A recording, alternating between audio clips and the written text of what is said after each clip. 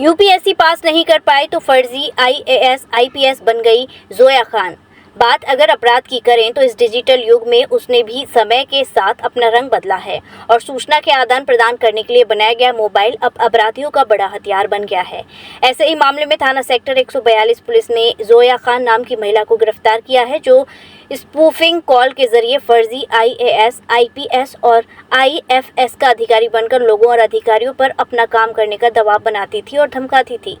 Police की गिरफ्त में खड़ी ये तस्वीर जोया खान की है। जोया खान ने यूपीएससी की परीक्षा भी दी थी, लेकिन असफल होने के बाद उसने फर्जी आईएएस आईपीएस और आईएफएस का अधिकारी बन लोगों को धमकाने और समाज में अपना रुतबा कायम करने का काम शुरू किया।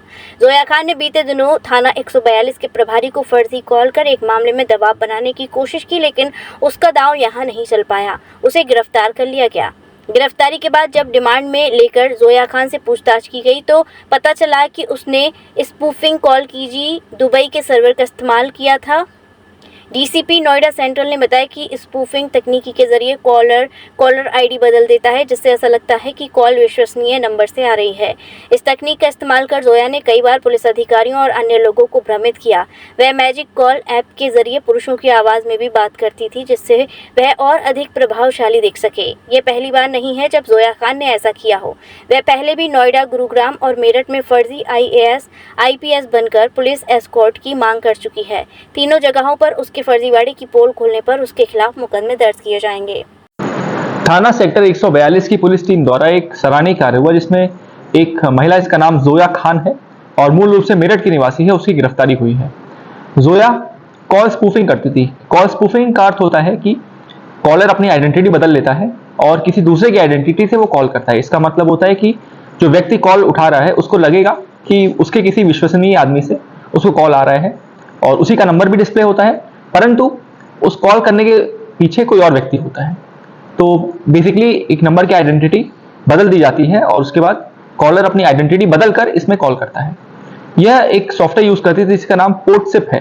पोर्टसिप के साथ साथ ये एक सॉफ्टवेयर यूज करती थी मैजिक कॉल।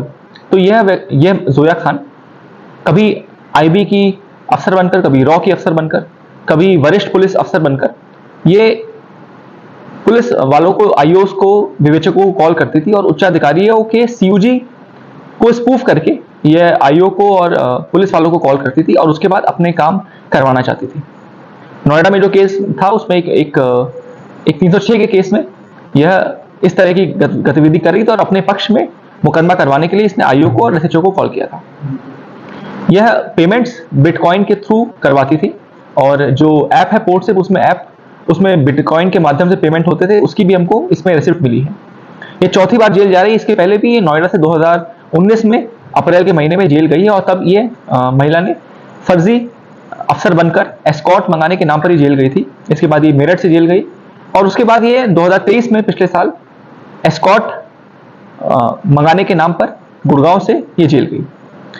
इस महिला का यह करने का उद्देश्य यह रहता है कि इसके पहले ये यूपीएससी की तैयारी कर रही थी और उसके बाद इसके मन में ये इच्छा थी कि मैं जो भी एस्कॉर्ट सर्विसेज होती हैं, जो सुविधाएं होती हैं, उसका लाभ उठाऊं और इसलिए अपने ये काम निकलवाने के लिए और विवेचकों से और पुलिस वालों से अपने मन से विवेचनाएं और उनमें निर्देश देने के लिए यह सीयूजी का स्पूफ करके यह कॉल कराती थी। इस समय न्यायिक हिरासत में है और अन्य विधिक कार्रवाई प्रचलित है।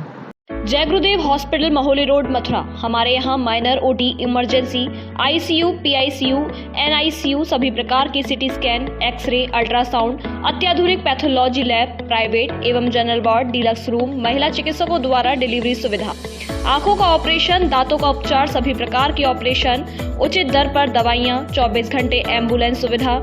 जनपद में सबसे कम दर पर 100 रुपए में ओपीडी सुविधा उपलब्ध है। संपर्क करें 8650777901।